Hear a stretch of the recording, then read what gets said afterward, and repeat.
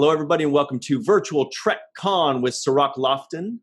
Hello, hello. We are joined by Mr. Robert Hewitt Wolfe and Armin Shimerman, and today we are doing a deep dive into Star Trek Deep Space Nine writing and acting and how things changed from the page to the stage, especially with respect to Armin and Quark. How you guys doing? Good. I'm in the 25, 26, 27 years that I've been doing panels. I think this is going to be the most interesting panel that I've ever done. Promise low, deliver high. That's a lot to lower live. Expectations. This panel is going to be terrible. I have no idea what we're talking about. Robert's an idiot. And then, it's like the engineer. It's like Scotty. He always padded his work times.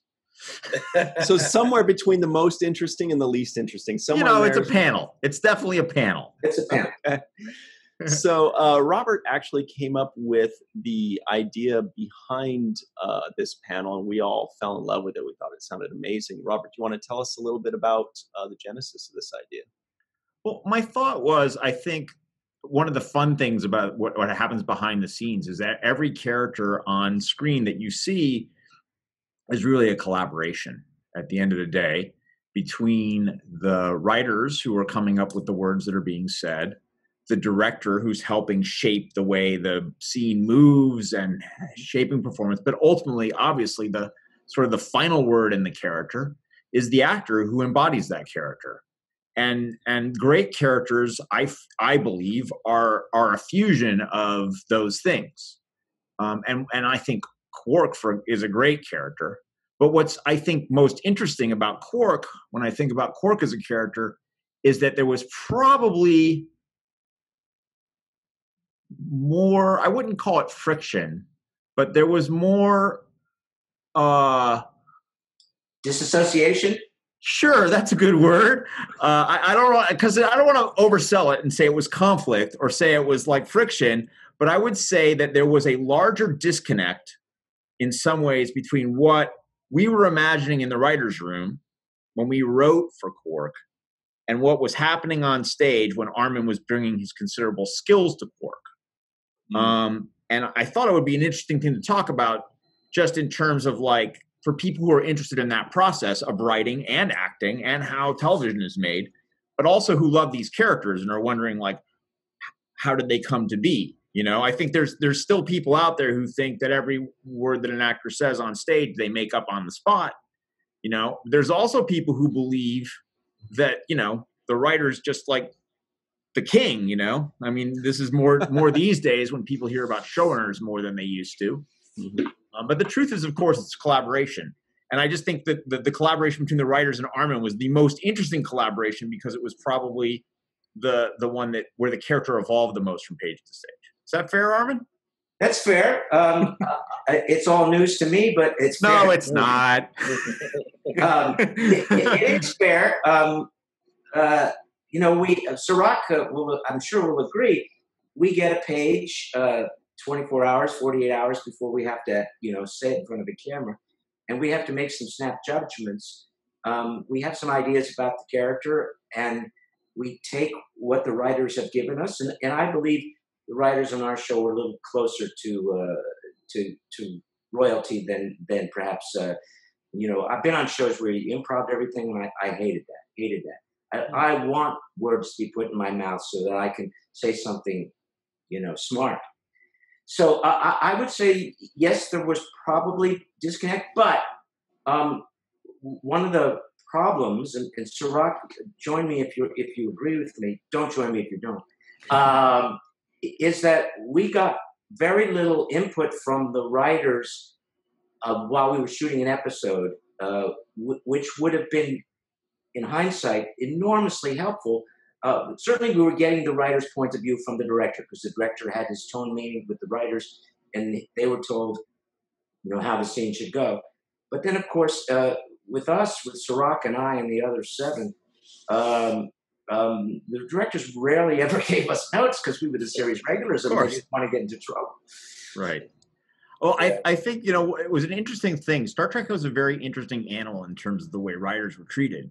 Because on the one hand, there was a culture of the show where the words that were on the page were the words that were expected to be said, as with as much fidelity as possible. With all due respect, I'm not saying anything against that, but just for Ciroc, I'm just going to say this to bring back a memory. DLP, Lovey. DLP, Lovey. Do you know what that is, Robert? I do not. So our script coordinator, if we didn't hear DLP, Lovey, from the script coordinator, we knew we had to do it over again. DLP, dead letter perfect. Nice. Yeah, and it's a very rare show, by the way, where dead letter perfect is what people are aiming for.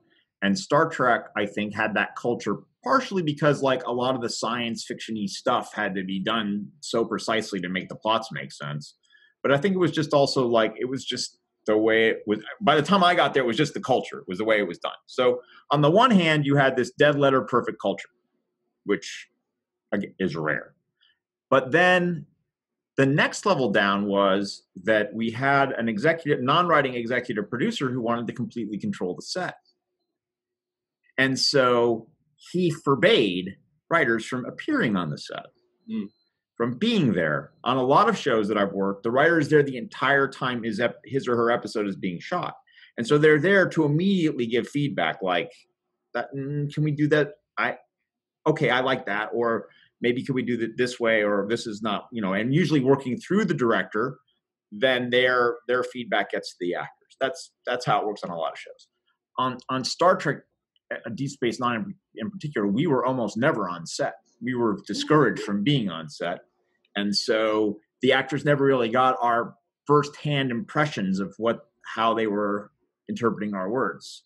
So it was a very strange elevation of the writing on the one hand, and then suppression of the writers on the other hand, that made this very strange void, I think. But particularly, I remember, I want to talk about, you remember Profit and Loss?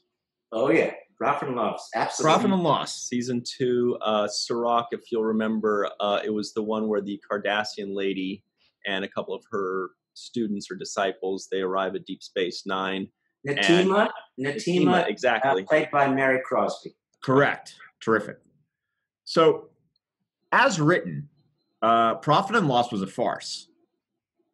Profit and Loss was a riff on Casablanca with tons of in-jokes and lots of riffs on the actual scenes and dialogue of Casablanca, and it was written as a complete farce.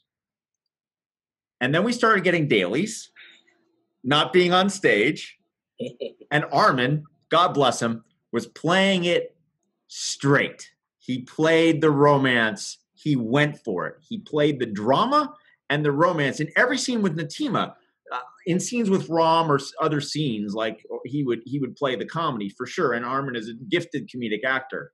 But I remember us, I'm talking out of school now, tearing our hair out, going like, he's not playing the jokes in these scenes. He's going for the drama. And it was just one of those moments when you're like, okay, we're gonna have to cut all the jokes from these scenes, like, or most of them, because the actor has committed to the drama and the romance of the scenes, not to the comedy. And that's one of the moments when I remember, like, specifically the writer's office being a little bit apoplectic about what Armin was doing on stage. I just watched the episode yesterday, by the way. It's really great. It turned out terrific.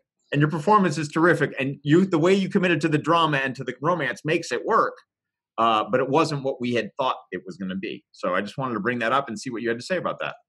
I didn't know. Of course not. I got this script. Let's say I was lucky and got it 48 hours before we started shooting. Right. And I looked at it. It was Casablanca. I thought, okay, I already sound like Humphrey Bogart. I'm going to play it like Humphrey Bogart.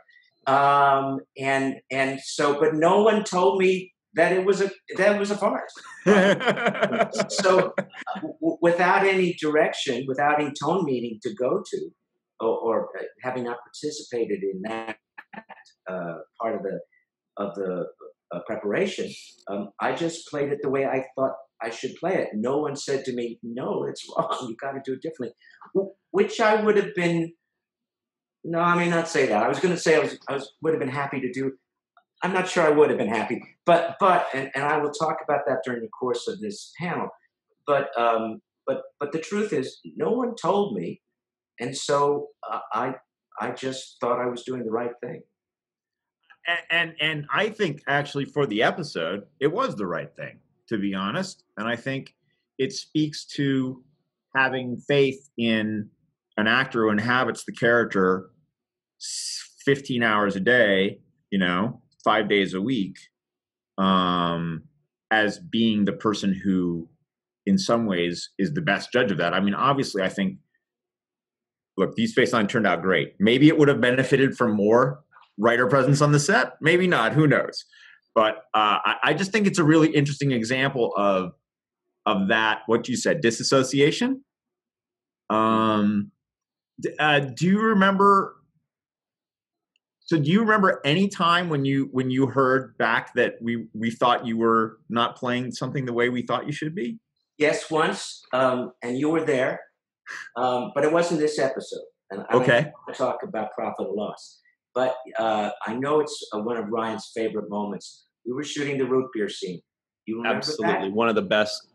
For my money, it's the best scene in all of Star Trek history. Personally, that's what I think. Yes, we could talk about that scene because it's one of my favorites too, and we can talk about how it came to be. But I want to hear the first part of this. So Robert remembers. Sirach, you weren't there because it was Andy and I, and I think Max is probably in the background somewhere. But we were doing the root beer scene, and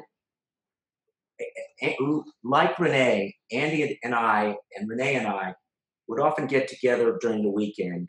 I think everybody knows this. And we would rehearse thinking, okay, how are we going to play this? Because the makeup made it difficult after about 10 hours to function. We were just brain dead. And so in order to stay ahead of that situation, we would rehearse. So it was like a play for us so that we could go into the 11th, 12th, 13th, 14th, 15th hour and on fumes and still be giving you the performance. So Andy and I had looked at that scene, and when we came in on Monday to shoot it, the director, Jimmy James something, James, I should remember, I don't remember. Is it Conroy? Conroy, yeah. He said, that's not funny. And we said, we don't think it is a funny scene. And he said, but the writers have told me it's a funny scene. You have to play it funny. And that was great, because that was pretty much the first time anyone ever told me what the writers thought, But at that point, Andy and I were very committed to playing it rather seriously, comedically, but serious, in our own comic way. Yeah. And so he said to me and Andy, we're going to have to bring Ira and Robert down and take a look at this. And you guys came down. Were very generous about asking us if we could play both ways. We showed you both ways to the best of our ability. You and Ira conferred for, I can't think it was more than 30 seconds. And I can't remember whether it was you, it was probably Ira. Ira turned to James and said, shoot it Armin's way. So, yeah. That was the only time during the course of an episode that I'd ever gotten direct feedback from the writers about what they wanted and understand my position. At the same time I was shooting that episode, I was probably already shooting Buffy episodes. And what you said before was true on the Buffy set, was that Joss Whedon was always there. Right. And if we weren't doing something the way that he had conceived it, we were told immediately. We went by the director. He always went through the director. Right. And we were told, no, you can't do it that way. Do it this way. And that, so I was in a disconnect because I was now used to that culture. And I was used to my culture with the Deep Space Nine culture, which had been going on longer for me. But it was a sort of a disconnect. Yeah. I mean, that scene turned out terrifically. And I remember coming down and, it was always that kind of like, I think, like, at the end of the day, we did a lot of comedy on Deep Space Nine, even in episodes that weren't necessarily comedic. There were often fun little runners. I mean, I was just watching. We just talked about Past Tense the other day, and there's the whole runner at the beginning where you're trying to get the Negus's nephew out of prison, right? And that's a fun little runner. And so we always tried to do at least a little bit of comedy, but ultimately we were a drama show, and I think that we were not as well wired for comedy. And I think comedy is one of those things that kind of is in the eye of the beholder. Once Ira and I came down and saw what you guys were doing, we agreed that it was funny, still funny the way you were doing it. But on top of that, you were bringing real emotion to it. You were bringing this real perspective of these two outsiders looking at what the Federation was doing. This was Way of the Warrior, right? And bringing some real kind of like levels that we had never imagined. So it was definitely, a lot of these are situations, honestly, where what came out on the page was improved by what is on the stage. That's always the goal. And you guys were so skilled. But I always just thought, like, whether you knew it or not, we were always thinking we wanted to push. We thought Quark, in the initial way that we were sort of told by Michael how Quark was supposed to function, that Quark was the comedic character on the show. So did I. I felt the same way. That said, though, your instincts as an actor, I believe, are always to bring dramatic truth to the character. That to me is what's most funny. If you're going to be sort of farcical, it has to be more important to you than it normally would be, and that's a dramatic take. And if you're that dramatic, it's funny because it's overly dramatic. It's funny. 100%. But that said, like your cadences and deliveries sometimes of the comedic lines were not comedic cadences, right? You were doing dramatic cadences for some of these funny lines, and in a pure comedy, that's not how you would have done it at all, right? If this were a sitcom, there's no way you would have played the character that way, right? But it wasn't a sitcom because, as you said, it wasn't basically a drama. So yes, it was a very dramatic character. It was a drama. Max and I and some of the others were tangential to that drama. And God bless you for the comedy, not only for the work that we got to do, but being a scholar of Shakespeare only works if you put in the comedic scenes in the dramatic plays. Otherwise, 100%. People just tune out. I mean, Romeo and Juliet starts out with a bunch of fish puns. You can imagine what the fish are supposed to be. And you know, various puns about pushing people against the wall. So there was definitely room for comedy in the show. I think the frustrations that we had, and these are all unexpressed frustrations, so that's why this is a fun panel, is that a lot of times in our mind, we were like, Ira came from a sitcom background, right? Right. Ira wrote for Brooklyn Bridge, I think. No, not for Brooklyn Bridge. He wrote for the high school that was Fame. He did Fame. But I'm quite sure I was on Brooklyn Bridge for 2 seasons. So he wasn't on Brooklyn Bridge. He did some sitcom. Brooklyn Bridge was shooting while we were doing Deep Space Nine. So. He did some sitcom right before Deep Space Nine, or right before Fame. Maybe it was like, it wasn't Brooklyn Bridge, but it was a New York set. I want to say Bronx Zoo, but I don't think that was a thing. But he was definitely on a sitcom before, and he'd come out to LA to write comedy, right? That was really where he was coming from originally. Not me. Although the first thing I ever got produced was a sitcom too. But it was a student sitcom at UCLA. So the first writing I'd ever done that got produced was also sitcom. And so I think we were like two sort of people who had at one time or other aspired to sitcom writing, and we were trying to write these sort of sitcom scenes every once in a while. And they'd go down to the stage and they'd become dramatic, more dramatic, still funny, still genuinely funny, but definitely more dramatic than we pictured them in our little ivory towers where we were staying. I will pass down a little information that I had told the story many times, but I don't think you, Robert, have heard it. Maybe Sirach has, maybe he hasn't. Probably Ryan has. So absolutely. I know where you're going with this, and I love it. Yeah. When Max and I were both auditioning for Quark, and we met on the steps of Paramount after both of our auditions, I asked Max, how did you approach the role? And he said, well, it's a Ferengi. I approached it comically. And I said, I approached it dramatically. And because of that conversation, I assumed they chose me over Max because that's what they wanted, was a more dramatic approach to the Ferengi. So for years, Robert, that was always in the back of my head. And I play comic parts, that's what I do, but they always have a tone of drama. And it's interesting because for us, like if we wanted a scene now to be purely comedic with the Ferengi, we would put Max into it. Good. Because he would play the comedy 100%. Like he would just go for the comedy. Like he would go for every joke. Like that's what Max. I mean, and he's very good. Enormously talented.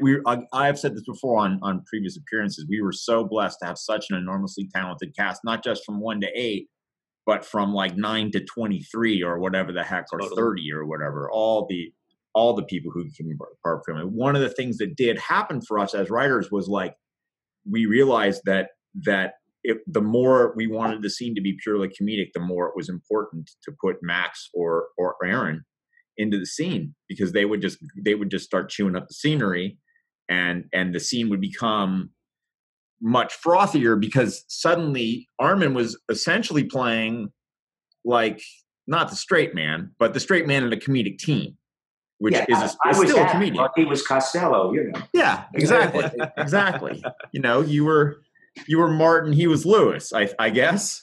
Right. Look, and that's a wonderful comedic structure that we sort of ended up with at the end of the day.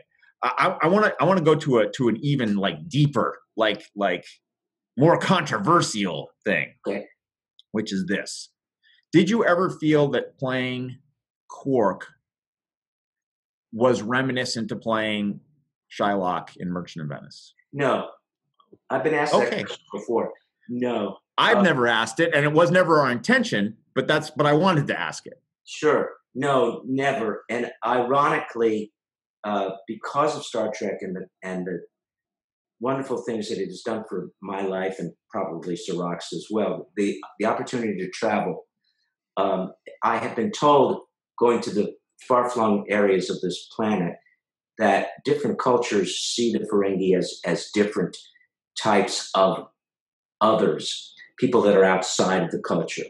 So being Jewish, I never thought of myself as Shylock. If you're an actor, all of it, Ryan, Sirach, you, Robert, all of it would agree, I believe. You must think that you're the hero of the scene. 100%. You can never think that somehow you are the secondary person.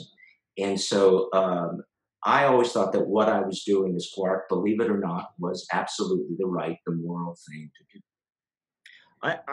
Look, I agree that's how it played. I had certainly heard those controversies. And for me, like, especially like in the first 2 seasons of Deep Space Nine, I think I was the only Gentile on the staff. And so for me, it was like, I was trying to be sensitive to that, sort of like because I did not want that to be a stereotypical character or the Ferengi to be a stereotype. My intention was always like to make that character the hero of his own story, but also to make him like dangerous in some ways, and like a little bit more unpredictable, and a little bit less friendly to everybody. And I was always grateful for those things in the script, Robert. When you guys gave me an enormous rainbow of colors to play, and I probably didn't always hit it out of the park, but I was always grateful for the lots of triples when you didn't hit Homer. It was usually a triple. But I was grateful for the opportunity because I'm not going to mention names, but there was a character similar to mine on a different show, and I thought they're not writing for him the way my writers are writing for me. Well, again, like one of the things I've always said to actors is that if we're writing you good stuff, that means we love you. And that's both as a human being, but also especially as a professional, because what inspires writers especially on a show with a big recurring cast and all kinds of people, to write scenes for actors is to know that those scenes are going to be terrific, to have that confidence. And so if we got to write you a rainbow colors, it was because we knew that you had a rainbow of emotions to express those colors with. Thank you. But not always the correct colors. Well, no, I mean, I would argue that they are the correct colors because they're the colors that got on screen. So, at the end of the day, like, we could have always reshot a scene if we were feeling. The scene was shot 3 times. 3 times.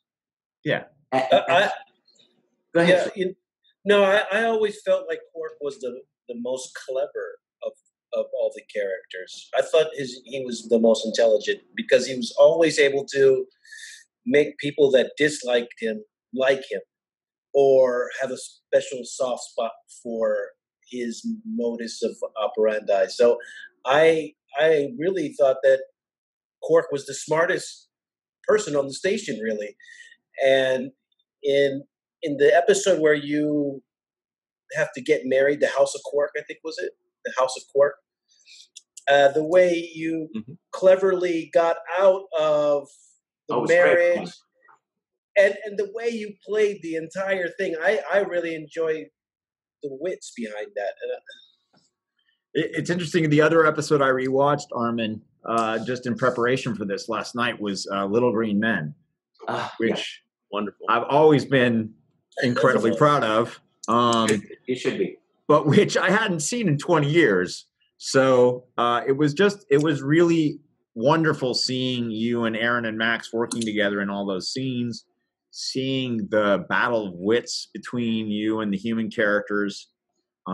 It was just a lot of fun to watch you, and then the scenes that you got to do with Renee, of course, which are always dynamite. Like those are always like guaranteed gold for us. So it was really fun to watch that. I think that to me was the reason I watched that was I felt like that was probably as an episode that was going for comedy, I felt like maybe that was the best realized comedic episode of the show. Maybe, arguably, there were some other ones, but it was definitely in the top 5 or 10 comedic episodes of the show. Right, I would think. I would definitely agree with that. The idea, the whole concept of the episode was delicious, and all of us were enjoying it from the very first moment. So, and we had wonderfully comedic conflicts. So. Yes, absolutely. But going back to profit and loss, sorry. Yeah, let's go back to that. So, and I will be mute. You guys can talk. And I want you to be honest, Robert. I didn't play it the way you saw it, but I don't know how else I could have played it. So please educate me 25 years later. What was the concept that I somehow missed? And I, as you say, I'm very happy with the episode. It turned out really well. No regrets, of course, but I'm fascinated to find out what was there that I didn't see. It's tough to remember, to be honest, after 25 years. And having just watched it, like, I thought it turned out terrific. So, terrifically. Excellent. But what I remember was that you bring a certain comedic energy to scenes with, for example, Max, that you did not bring to the scenes with Natima. You really sold the drama of those scenes. You sold Quark as a man in love and as a leading man. You were playing him as a leading man lover. You were not playing him as Woody Allen. Yes. That's a good example. Like Woody Allen in a love story in at that time, or even before that in Bananas or something like that, or you know what I mean? Yeah. Like you were bringing so much dignity to those scenes. And I think in our imagination, we imagined that he was a little bit more of a fool in love, if that makes sense. That your love for her would make you more of a fool in those scenes. And what you played was that your love for her made you more of a hero in those scenes. And I'm not saying one is necessarily better than the other. I'm just saying that was in our imagination. We thought that you were going to be a love-struck fool in some ways in those scenes. And that would bring comedic energy to those scenes because you'd be tripping over yourself. But of course, because you were playing Humphrey Bogart, because you were playing the hero in the scenes, you're bringing all this dignity, an enormous amount of dignity to those scenes. Dignity in an empty sack is worth the price of the sack. That's right. That is a rule of acquisition, all right. We just covered that episode, yeah. Yeah, but like I don't always agree with rules of acquisition. Sometimes I believe that they're wrong. Yeah, but they were satire, of course. Like, I don't believe in almost any of them. Like, essentially, if there's a rule of acquisition, it's probably wrong. It's probably morally or at least philosophically wrong. Most of them. Like, keep your ears open. God bless the seventh. That's perfect. There we go. But dignity in an empty sack is worth the empty sack. I don't believe that for a second. Me neither. Yeah. But I thought it was something that the Ferengi would believe. Robert, do you go back? So you see Armin playing this role in it completely how unexpectedly, not the way you wanted it done, but you see it's working. So do you go back and make rewrites and take jokes out, or what do you do after that point? So in that situation, remember us being a little frustrated when we started getting dailies back. This is just like honest talk, right? But what we did was we realized that there was no way. We're not going to reshoot every scene with Natima, and also like it was such a strong choice that what we ended up doing was just in the editing room. We didn't rewrite anything while it was shooting, from what I remember. We rewrote all the time. That was often not for reasons of where we wanted to rewrite. But what we did in the editing room was we cut a lot of jokes out of those scenes. From what I remember, we cut all the Casablanca riffs. There were. You remember there were actual lines from Casablanca or plays on those lines? I think it's a long time. I have a vague memory, and having just seen the episode like yourself, they're not there, so I don't remember. But I could almost bet the house that because they were there in the original script, that was the impetus to play it like Humphrey Bogart, because it's Casablanca. Yeah. Yeah, and we were sort of picturing it as like a spoof of Casablanca. So we were sort of looking at it more as like a riff on it. And you were playing it. So what we did in the editing room, not that we ever went in the editing room, what we did in our notes to the editor was take those moments out. We just cut back the comedy in those scenes and we let them play as dramatic scenes. Let me ask you a question. Thank you for that. As a question, because that's early on. That's the second season. Second season, yeah. After that, there were more heroic moments than there had been before. Do you think because the writers you were very sensitive about catching what was in dailies and using that for future episodes, you did a marvelous job that way. Do you think because I played it that way, that you felt more comfortable at times, and it was sparse, and that's good, it should only be a spice, not the main meal, to give me those moments in some of the other episodes? I think so. I think that there were two things that sort of came out of that episode, from what I remember. One was to know that if we put you in a situation that was a dramatic situation, you were going to play that drama, and that you were going to play the heroic, not always like, heroic Superman version, but the heroic protagonist. You were going to play Quark as a protagonist in those scenes. Mighty Mouse. No, not Mighty Mouse, but Humphrey Bogart, as Rick, or like you were going to legitimately go for those moments as a protagonist. So I think that was one thing, was being aware of that, so that when you have those moments, that we wrote to that. And the other impetus was to throw more of the one-liners to Max or Aaron. They were better at it. I will be, if it's time to tell truth, they were better at it than I was. They were better at it. And I have no shame about that. They were incredibly good comedic actors. They're still, Aaron's gone, of course, but Max is still, he's intrinsically funny. Aaron is intrinsically funny. Mhm. I am not intrinsically funny. I'm a curmudgeon. So I was probably very happy you did that, because I could just be there like Abbott, like an Abbott and Costello, and just have a reaction. I could play Odo to their Quark, and the Harumph. That's what I could do.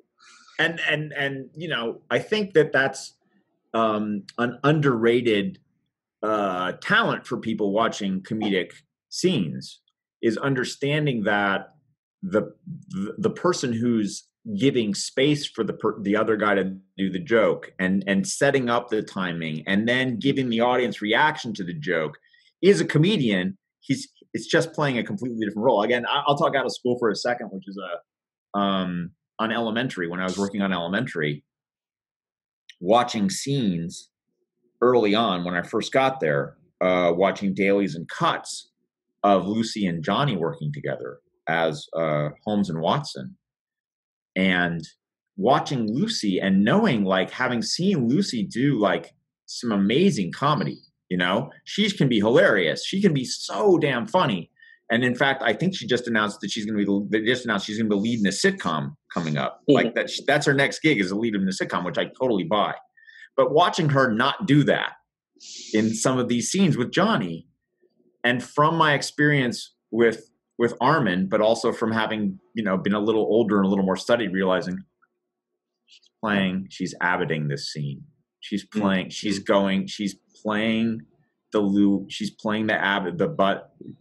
the Abbott role, so that the Costello character, which is Johnny, because who's going to be bigger in a scene than Sherlock, right? Can have the room and can get that energy up, so that it isn't just like two people trying to like outdo each other for one-liners. It's someone, an incredibly generous and talented actress, giving the space for the overtly comedic character to shine, so that those comedic scenes can be even better than they were. And that's a super huge talent, which I didn't understand as well back then, to be honest. But I can see you doing when I rewatch stuff. I hope in their situation is the same as ours. Once I came to the realization that Max was a lot funnier than me, and this is really important for both Aaron and Max, and Renee too, although we didn't have the same relationship on camera. I loved all three of them, absolutely, from the bottom of my heart, loved them, and whatever I could do to make them look better, that was fine by me. I had my name at the top of the show. Those guys didn't. And if I could make them be more appreciated, if I could make them stand out, I'm sure there was some competition. I'm only human. But if I could do that, then I was more than happy to do that. I think that I hope there are actors watching this and hearing that, because I feel like that is such a wonderful and beautiful part of some actors' approach to the way things are. That generosity of spirit and collaboration is what made the cast of Deep Space Nine so amazing. We were a big family. One of our greatest joys was watching Sirach grow up and watching him go from, what were you, 13 when you started, 12? Yeah. And into the adult and the tallest member of our cast. By and that's saying something, by the way. The Deep Space Nine cast was, one of the things you don't know about Armin is he's not particularly short. We just had an insanely tall cast. But I can attest to the generosity, especially when it comes to the performances, because Avery, generous with me when we were doing scenes, allowing me to flourish and giving me the assist. And I kind of liken it to basketball, because, I really don't know Abbott and Costello as well as you guys do. But when I think about it in terms of basketball, I think of the person who's either passing you the ball to give you the assist, or the guy shooting the ball. And sometimes when you're working with actors, they all want to shoot the ball. They all want the ball, they want to shoot, and very few people want to pass. But we were on a set where everybody was so generous, passing the ball and saying, well, okay, it's your turn, or I'll set you up for a lob. You go and get it. You go and get it. And I also noticed that same dynamic with Renee, you mentioned Renee, but I noticed that with Renee as well, the late great Renee Auberjonois, who did a lot of setting you up for the joke sometimes, where it was, okay, now it's your turn to drop the comedy. Renee was very good about that. Renee is one of the funniest actors you'll ever meet. And he was wonderful as Odo, but he was very good about allowing other people to be in the limelight. He was very good about that. Yes. That was my first experience really working with a cast and writing for a group of actors and writing for a troupe essentially. And I cannot believe how lucky I was that was my first gig, you know? As all of us, as all of us, are also lucky too. It was a phenomenal group of people, and as you say, it's not just the 8; it's the 30 or so. Any one of those 30 people and more plus could have shouldered responsibility, and often did, and carried the show on their shoulders. And because, but it all starts with the writing. Because we had good writers and good performers. I believe it's why the show, after 25 plus years, it still holds up. I'm very prejudiced, but I think our show holds up much better than some of our the contemporary other Star Trek shows. I don't disagree. Hey, I know you've probably talked about this a million times, but one of the things you touched on earlier that I just wanted to go back to was the physicality of the role. The playing a Ferengi was enormously physically taxing. And I don't know that the audience really understands that all the time. You're not supposed to see it. No, of course not. You guys are hiding it. But we're you want to, we can't show you how it works. Well, let's let people behind the scenes just for a little bit and just talk about like how physically hard it was to play that part. Well, the great irony of all, since you've opened up that Pandora's box, is that we were deaf. We have those huge ears on our heads. Deaf. We can't hear through all that rubber. If I turned my back on you and there was more than one conversation going on, I couldn't make out what it was. To this day, one of my favorite memories is Nana telling a whole series of directors when I turn my back, he can't hear you. He can't hear you.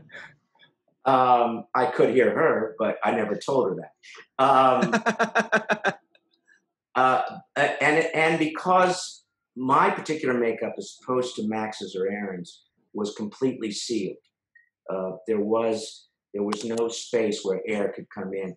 So the stale air just that was in the head when I put it on stayed there. All the sweat, all the heat, it had nowhere to dissipate.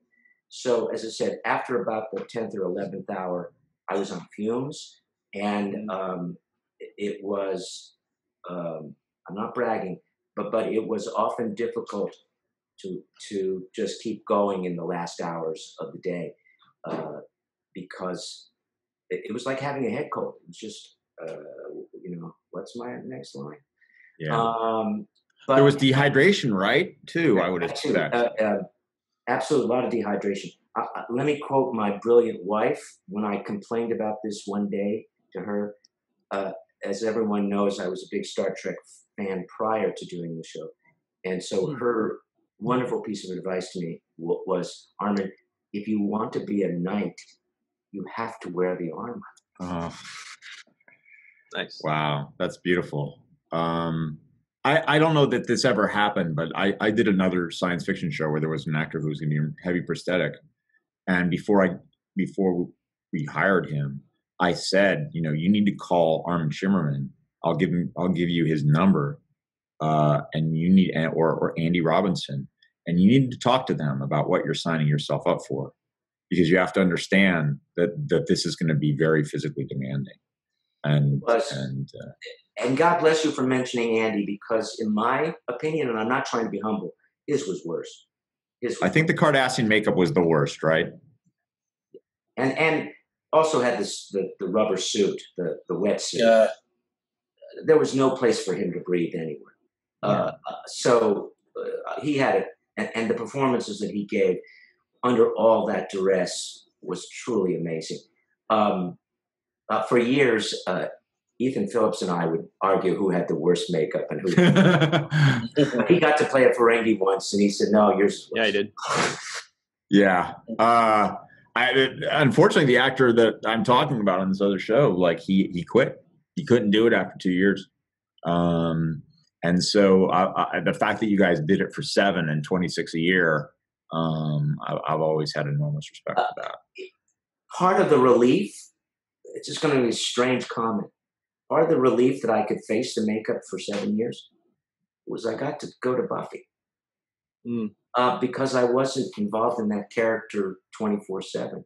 And so when I just played a human on Buffy, that sort of relieved the tension, gave me a chance to breathe, kept me busy. God, there were I remember one day, I think I worked 26 hours straight. Oh my God. But because I was relieved on the Buffy set, it made it easier for me to come back and put the armor on and go back to work. That's amazing. One last thing I wanted to bring up, I think. Do we have time for one more topic? Actually, I was just going to say, we've got about 1 minute left. Oh, this is too long, but I'm going to just say it real quick anyway. Let's do it. You could argue that Quark had the least character growth of anyone on the show. In that Quark's goal was to stay who he was. Interesting. Yeah. Over the course of the show. How did you feel about that? Up until the penultimate episode, I would have totally agreed with you. I would have said, I think I even said to you, or perhaps some of the other ones, must have been you and Ira and some of the others, I don't see an arc for this character.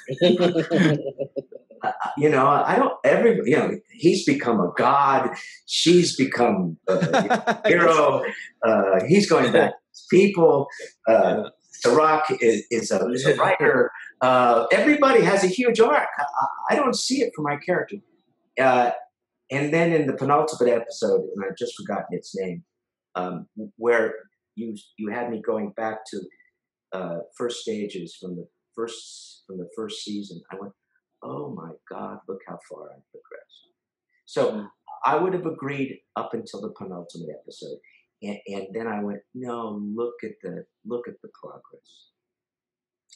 Yeah, and I want to add to that just a little bit, because I felt like now that I'm watching the show, I felt like Quark was the most set and ready from the beginning from watching the show. Like, you kind of knew who Quark was from the beginning. And I feel like as soon as the first episode hit, your character was the most. I see Cisco kind of growing into it, and I see other characters. Dr. Bashir still kind of finding he's a little goofy in the beginning, and Dax is a little bit. But I feel like Quark knows who he is right from the jump, and also Odo's character as well. I felt like we were the most defined from the beginning. Well, I certainly had two things going for me in that respect, Sarah. First, I had played Ferengi before, so this wasn't totally. But because I had played Ferengi before, and they were such god-awful performances, that my agenda was, and we're going back to profit and loss, my agenda was to give this breed of people some sort of standing, some sort of respect. And so that's why my mind immediately, despite the fact that it was Humphrey Bogart, this was a love scene, and I don't think I ever had another love scene after that episode. So this was my one opportunity to show that the Ferengi could be just as human as the humans. That was an agenda I had from the very first day of shooting. I was going to try to get people to forget what I had done on Next Generation. And you did it, and look, you did it. Like, totally. I don't think anyone even thinks of the way the Ferengi were played on those few episodes. I do. But it's been mentioned. Deep Space Nine defined that species in a way that they weren't really defined. And that's because you guys, the writers, were enormously generous to the Ferengi. You did for us what some of the other writers did for the Klingons. We became an established race with a history, with an ethos, with a background that people could get behind. You could have left us alone and just let us frolic as good gerbils around on the set, but you didn't. You gave us depth. You gave us depth. Absolutely. And we can't do that. You know, if anyone thinks the actors are making up the lines, they're woefully mistaken. You gave us that depth, and we ran with it. And you had, it wasn't just the three of us, Jeffrey too, and Moogie, and all of us got rich material to expand upon. Wallace. We were talking about generosity before. Wallace gave me my one moment of jealousy. I had 4 minutes of jealousy during some episode watching Wallace perform, and I was the green-eyed monster just bit me in the butt, and I was enormously jealous of Wallace, and it lasted for about 4 minutes. And when the 4 minutes was up, I went, oh, this is why certain people act this way. It's out of this kind of jealousy. It's that the other person is so phenomenally good, so phenomenally right, that you get jealous. You fear for your own career. You fear for your own work. And I had 4 minutes of that. And my God, that was a maturation process. Well, I wish we had more time to talk about this, because I feel like we need a part 2 at some point. But no, I mean, really, there's so much more to discuss. By the way, it's called Dogs of War was the penultimate episode you mentioned. Dogs of War. We do have to run right now. Very sorry, but this has been amazing. You know how people say I'd love to be a fly on the wall with. This has been a moment like that for myself and Sirach, I think. Thank you, guys. I always wanted to know, and I took you guys out to lunch at least once a year. You know, what are you thinking? But you were very close-mouthed. And I wish the powers that be had allowed the writers to come on the set.